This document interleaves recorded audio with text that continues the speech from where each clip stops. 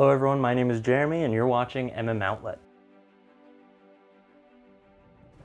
Today I want to talk about a game I've been waiting for a while, and that's Torchlight 3. Torchlight 3 is an isometric ARPG akin to Diablo. The relationship between Diablo and Torchlight are fascinating, as Torchlight was developed by the original developers of Diablo. They are constantly playing a tug of war as to who is better. Personally, Torchlight 3 is much better than Diablo 3, only because of some extra mechanics they added and how easy it is to make a build. But more on that later.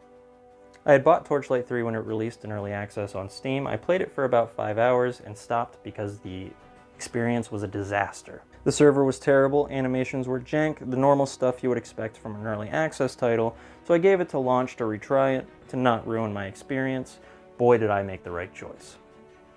The game is substantially better. Although very obvious that this was Torchlight Frontiers just rebranded, they really nail all the free-to-play feelings with the remnants of the way microtransactions would have worked.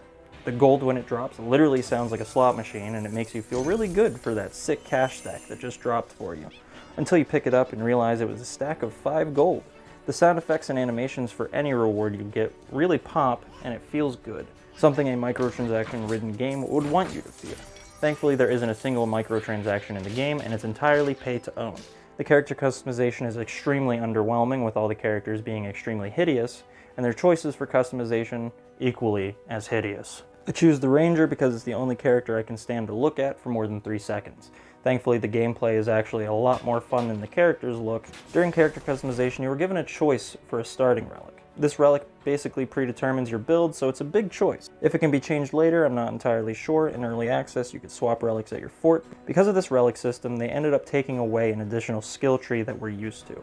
In Torchlight 2, we saw each class had 3 branchable paths, while Torchlight 3, each class only has 2 in addition to their chosen relic. This was an interesting choice because it guarantees diversity between builds, but without stressing the player too much early on, thinking about what type of build they want for their character. The natural progression of the game feels great, as well as the grind, always having use for your loot if you didn't get what you wanted.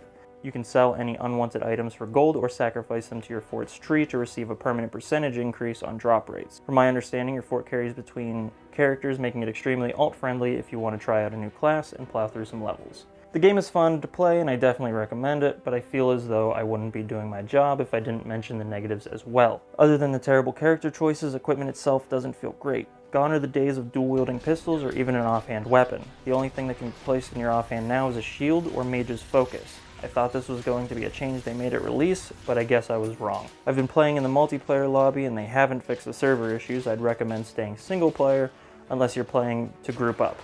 Single player characters and multiplayer characters are separate, so if you want to play the opposite one you chose, you have to reroll a character. And that's my first impression of Torchlight 3. I hope you enjoyed it. If you did, consider leaving a like and maybe a comment. I'll see you next time.